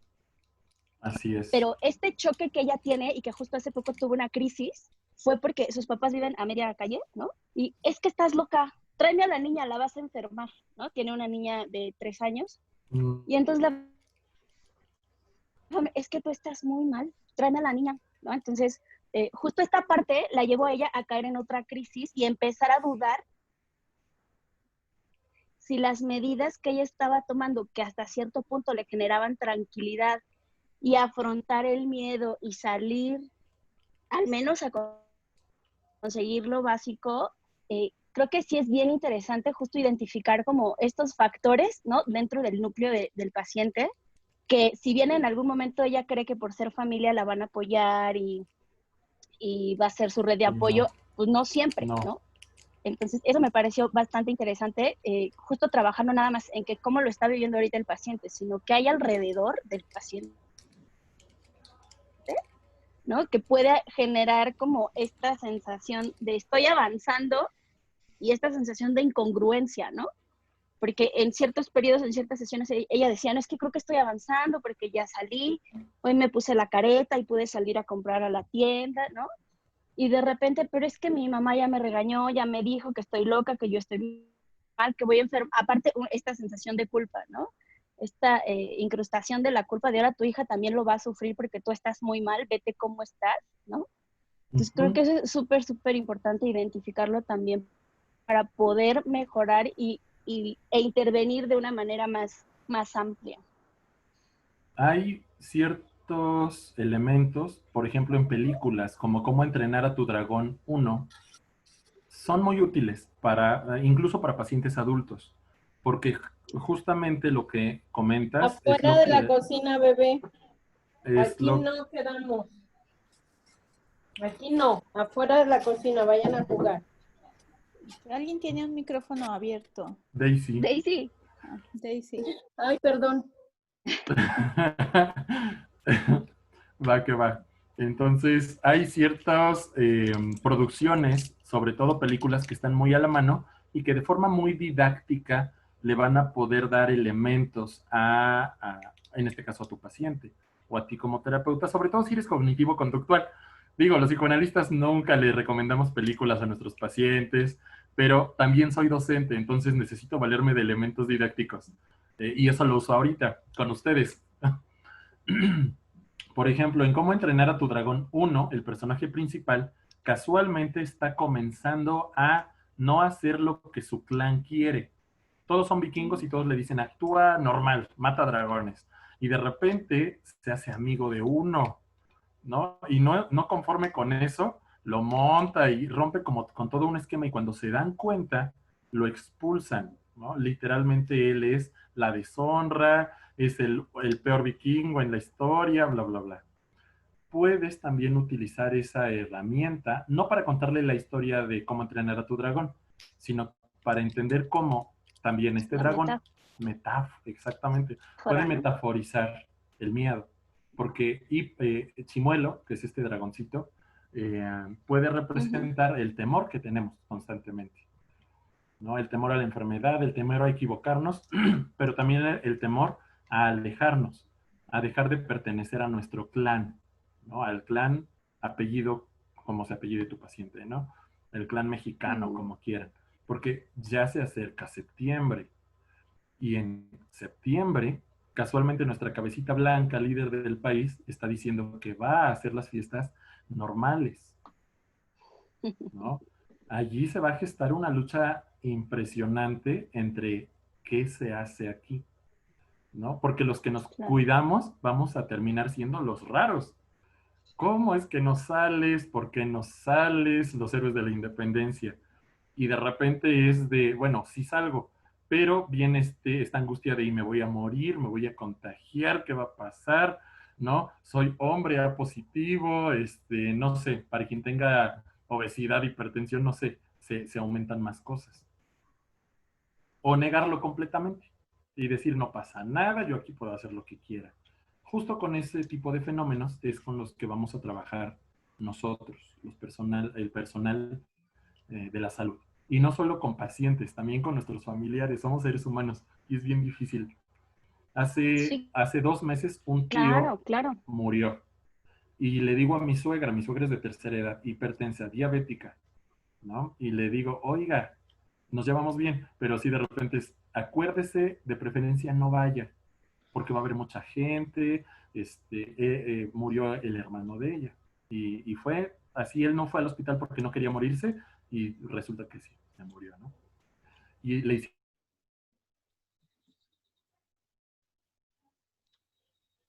Lo velaron en Tlaxcala, porque él era de Tlaxcala y su última voluntad fue ser enterrado allá, ¿no? Y hicieron toda una serie de actividades de riesgo, y yo así de rayos, ¿no? O sea, ¿cómo también puedo sugerir en mi familia, no solo con pacientes, sino con familia, cuídate, pero sé que si tú no vas, o sea, si tú no vas al velorio, si no vas al entierro, también va a haber una parte en la parte del ritual familiar que no se va a cumplir, ¿no? ¿Cómo? Si era tu hermano, si era tu hijo, ¿no? Tu papá, tu mamá.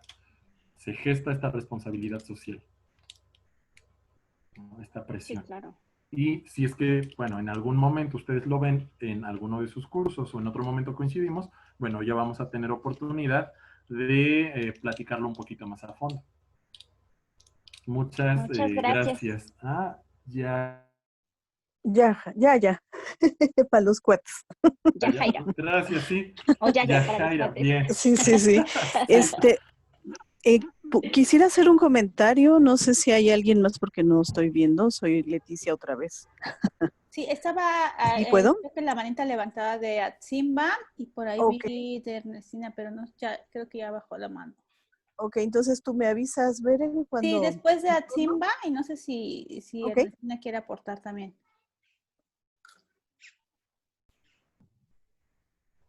Atzimba. ¿No?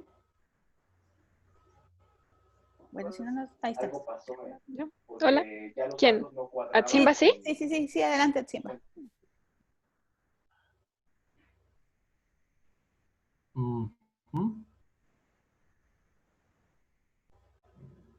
Porque normalmente en ese reporte se veía... Hola, Moni. Soy Ernestina. Ok, a ver si en lo que se conecta Atzimba, adelante. Ajá. Ok, bueno, yo la verdad es que quiero darte las gracias por la conferencia. También me ha dado muchas certezas a mí. Creo que como profesionales de la salud mental puede ser un gran momento para visibilizar justo las violencias que se presentan en la familia, ¿no? De hablar de la violencia que se ejerce contra los niños también, porque justo somos familias muy violentas, ¿no? En donde los apegos pues están ahí un poco torcidos. Creo que es una buena oportunidad para que lo hablemos. Creo que las estadísticas que nos diste nos sirven para tranquilizarnos, sin embargo, eso no quiere decir que bajemos la guardia. Y pues muchas gracias, o sea, francamente muchas gracias por la conferencia. A mí me ha servido mucho, he tenido algunos pacientes de canalización llamada también. Y de repente era como, bueno, ¿y ahora qué más les digo? ¿No? Porque siguen como en el mismo rollo de la enfermedad. Entonces, pues quiero darte las gracias y creo que sí es un momento también oportuno para visibilizar en general la salud mental, ¿no?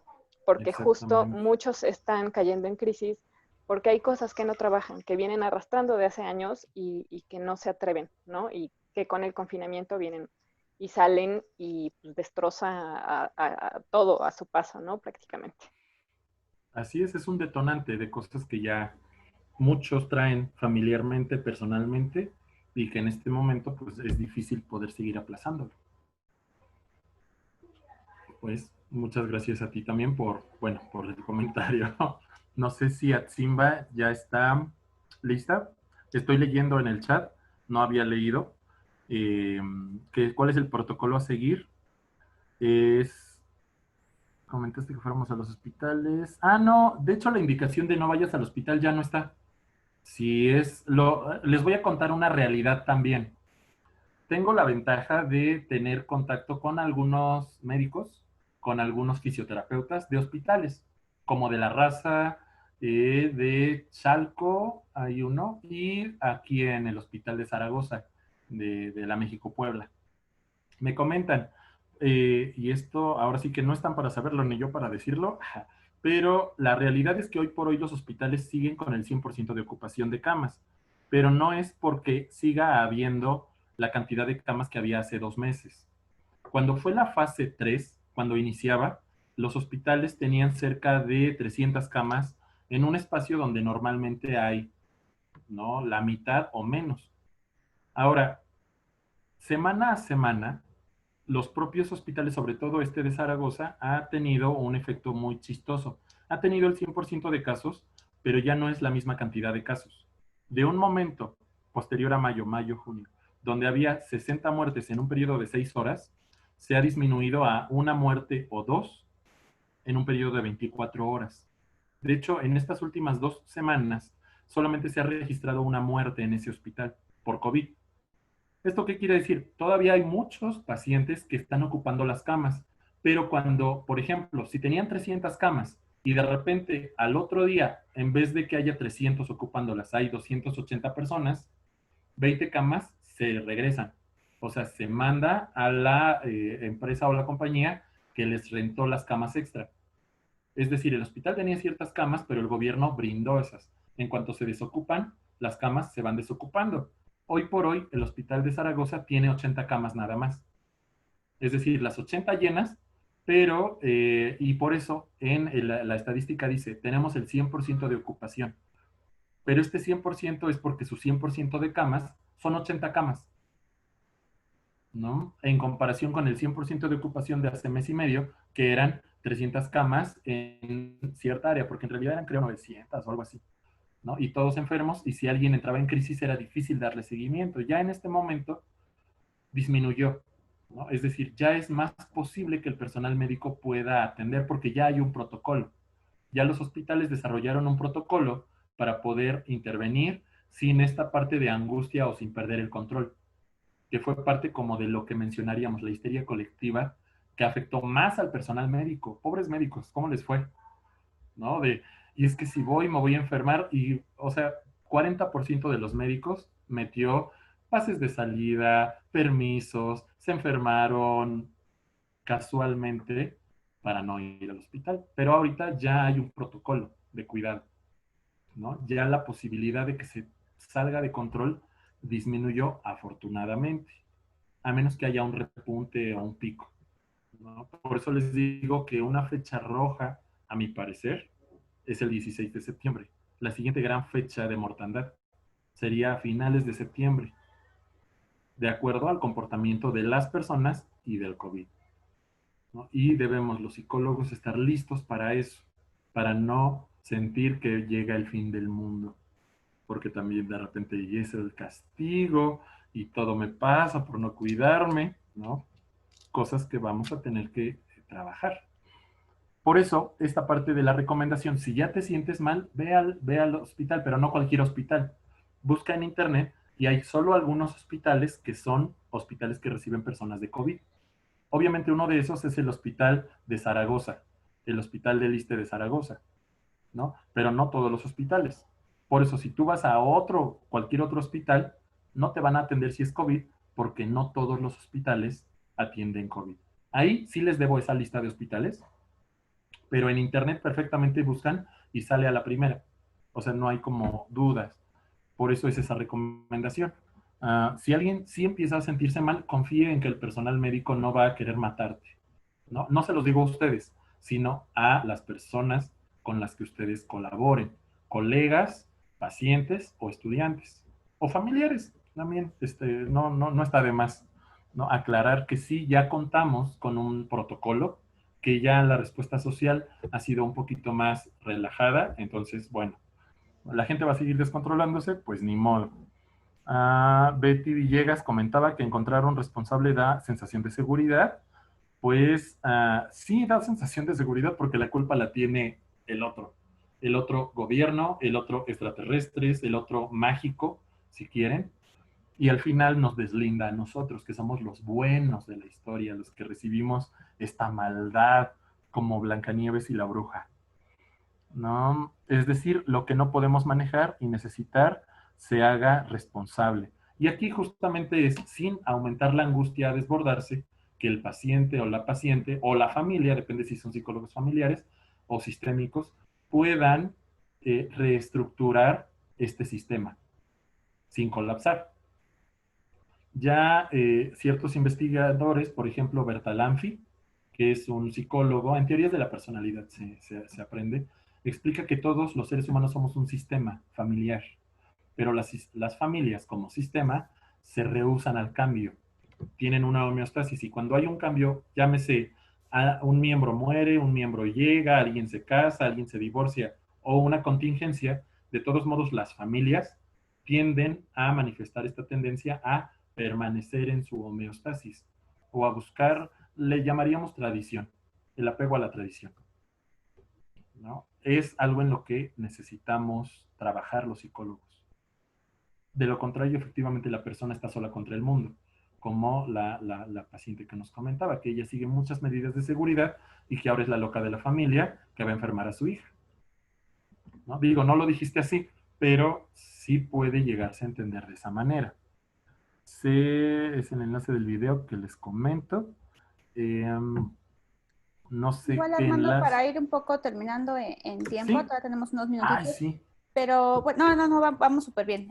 Nada más, creo que nos das esta posibilidad de, pues, de justamente seguir preparándonos. Creo que es un tema que creo que estamos, después de los médicos, estamos como en línea de batalla los psicólogos, porque sí, muchos casos que se han canalizado desde SICA han sido temas de COVID, ¿no? Reales, imaginarios o duelos por familiares, etcétera.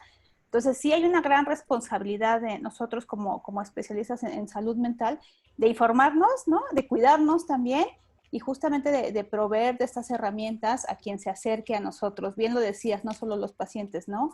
También es quien está a nuestro alrededor, ¿no? Poder ser lo más claros posibles con la información.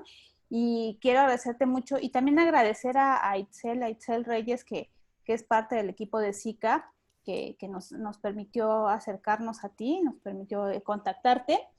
Y bueno, comentarles lo que están organizando tú e Itzel, y bueno, también desde SICA que podemos apoyarlos, ¿no? No sé, Itzel, si quieras tomar la palabra para comentar qué es lo que se está haciendo y cómo podemos seguir pues preparándonos y teniendo más información de la que Armando nos compartió el día de hoy.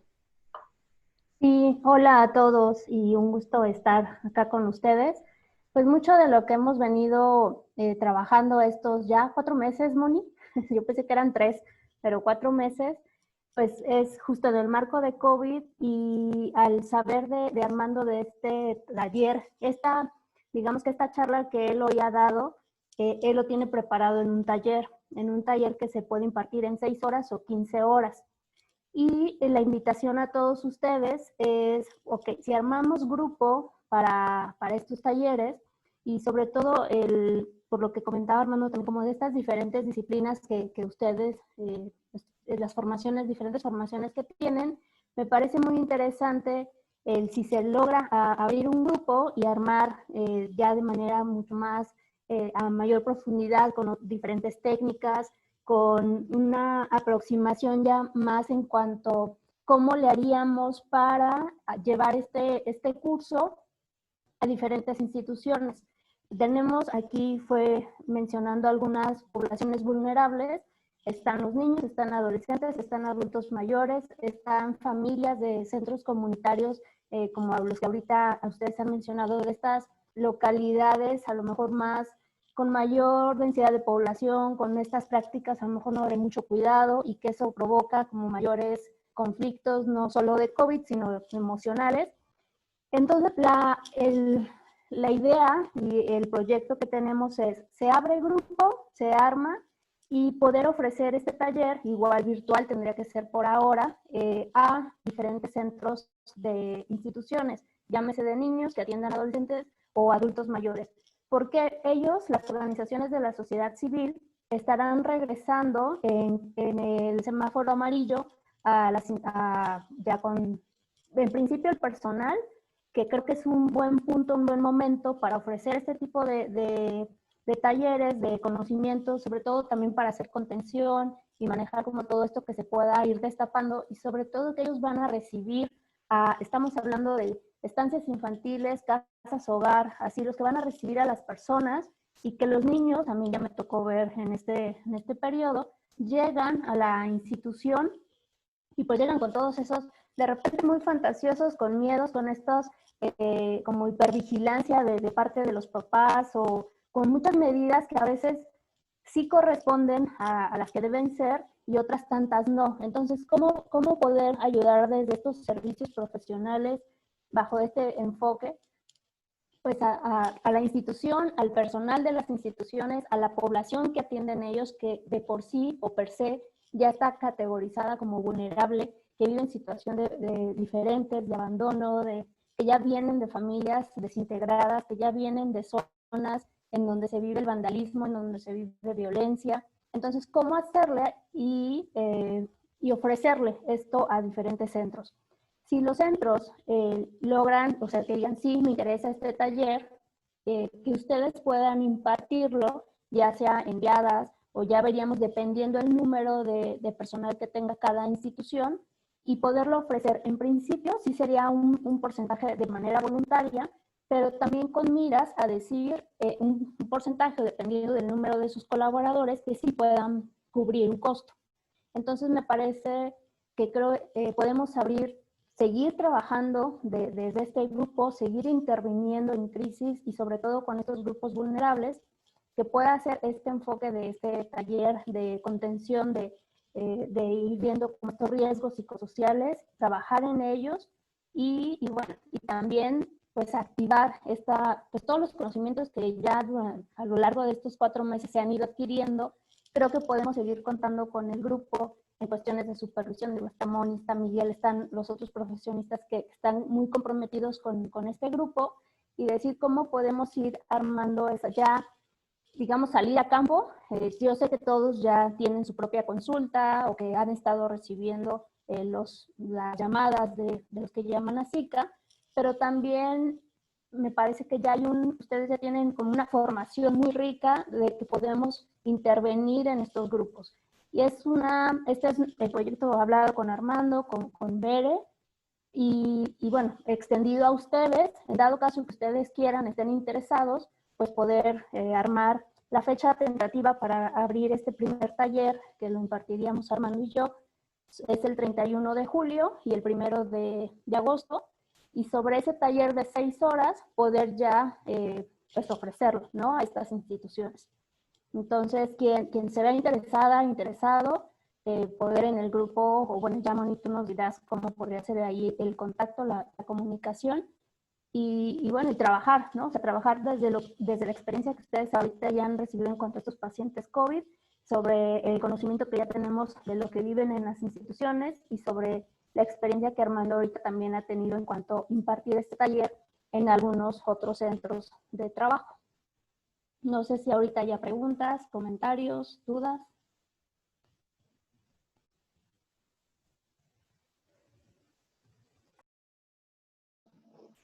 ¿Aún no tienen costos del taller? De este que se imparte el 31 y 1 son 6 horas y serían 600 pesos. Y está previsto de que ese mismo taller se convierta en un taller de 15 horas y ahí tendría un costo de 1,200 pesos. Y quien emite la constancia curricular es SICA. Ok, entonces nos estaríamos dirigiendo específicamente con ustedes para poder hacer uso prácticamente del taller, bueno, para pagarlo y para ponernos de acuerdo con ustedes. En caso de que quisiésemos participar y llevarlo, por ejemplo, a otros estados, en este caso, pues yo no soy de México, soy de la ciudad de Pachuca, Hidalgo. Y pues obviamente a mí sí me interesaría, pues que precisamente este taller, con toda la información que ustedes ya tienen, que ya han recabado, pues sí me gustaría que lo pudiésemos transmitir, pues prácticamente en el estado de Hidalgo.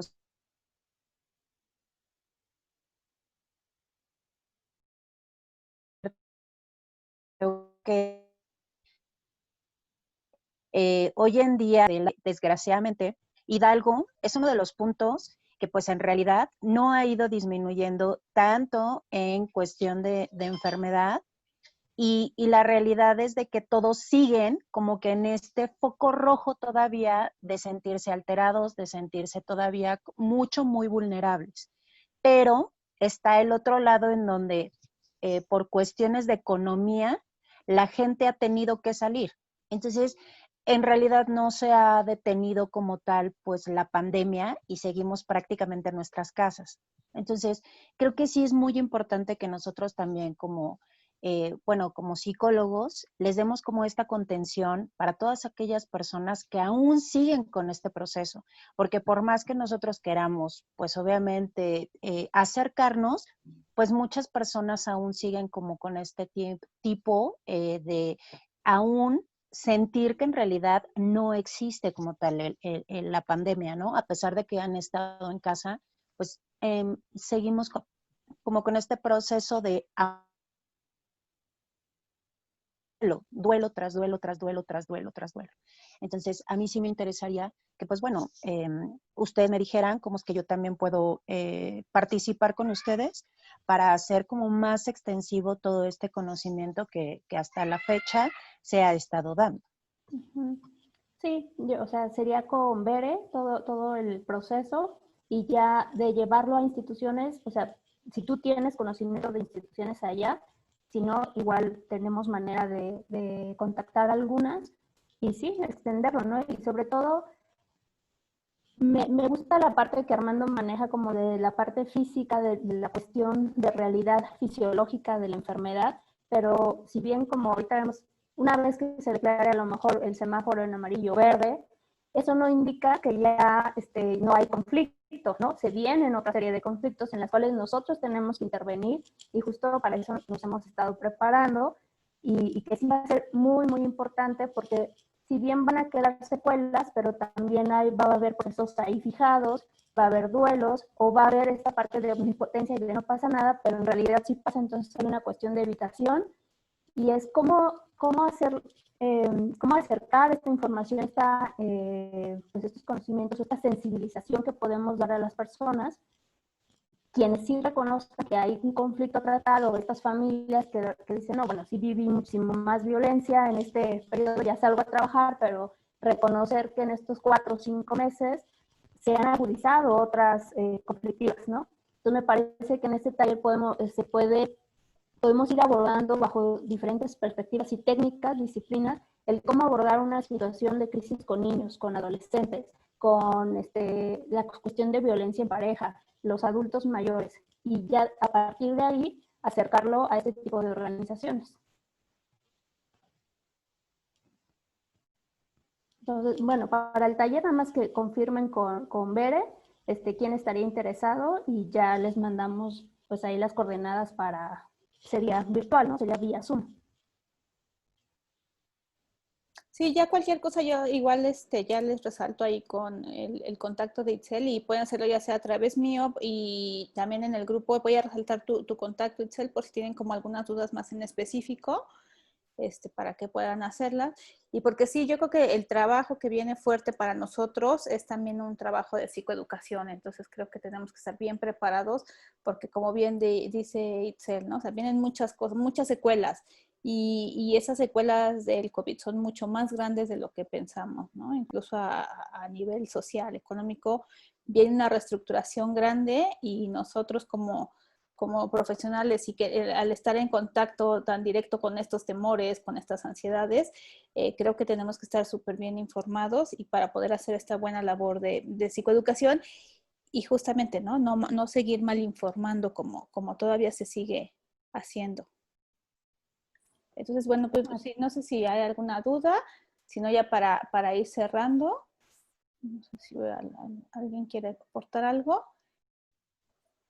Y bueno, pues también comentarles que sigamos haciendo difusión del servicio de llamadas, el servicio de orientación. Nuevamente les voy a colocar el banner con la información para que nos apoyen compartiéndolo en sus redes sociales o con sus contactos. Sí ha llegado gente, hay semanas donde es muy flojo, los fines de semana se acrecenta más, entonces también, porfa, también a veces tardan, yo sé que están con muchas cosas, pero échenos las manos porque a veces sí estamos ya tardando en canalizar. Al principio era como muy rápido, todo el mundo quería participar, ahora ha ido disminuyendo esa participación y creo que no debemos de bajar la guardia, ¿no? Al contrario, que tenemos que estar preparados también para recibir esas personas. Y bueno, pues es una labor titánica, les agradezco muchísimo. La próxima semana vamos a trabajar a manera de evaluación, ahí por ahí les mandaremos un cuestionario previamente en el grupo para que también nos apoyen, para saber cómo es que podemos seguir trabajando de una manera óptima. Itzel, Armando, muchísimas gracias, ha sido un gusto y bueno, pues seguramente estaremos escuchándote muy, muy pronto otra vez, Armando. Muchas gracias. Gracias a ti. Creo que debería participar, Vero. Muchas gracias a todos. Que pasen buena tarde. Vero Sí. quería participar. Ay, perdóname. Vero. Gracias, nada más para despedirme y cerrar y recordarles que somos profesionales de la salud. Esta parte que comentaba el doctor Armando, mucha gente, inclusive nosotros, tenemos miedo a lo que se está suscitando porque es algo nuevo. Nos tenemos que reinventar también para poder dar esta terapia, porque nadie habíamos vivido una pandemia. Entonces, el que no tengamos miedo a esa parte de enseñar bien los protocolos y aprenderlos nosotros, aunque nos dé pena decir, sí estoy yo encerrada y si no salgo y parezco Lord Vader porque me pongo la careta, el cubrebocas, el gel, y no importa. Por eso somos profesionales de la salud, porque venimos para ofrecerles a las demás personas esta parte de que por eso estamos estudiando, estamos leyendo, estamos tomando conferencias, están haciendo estudios, porque estamos esperando una vacuna. Y también va a haber quien no se contagie. Digo, ojalá se nos haga la boca chicharrón de decir, ay, es que todos nos vamos a contagiar. No, por eso se está trabajando. Entonces, cuidémonos, atendámonos, para poder dar lo mejor, pero sobre todo a nosotros. Si nosotros estamos bien, vamos a poder dar ese bienestar a todos los demás. Y entonces cuidémonos para evitar los contagios. Y era todo, ¿eh? Era todo. Muchas gracias, maestro. Chicos, hasta luego. Muchas gracias. Gracias a todos. Hasta luego, nos vemos. Gracias, hasta luego. Muchas gracias, hasta luego. Muchas gracias, hasta luego.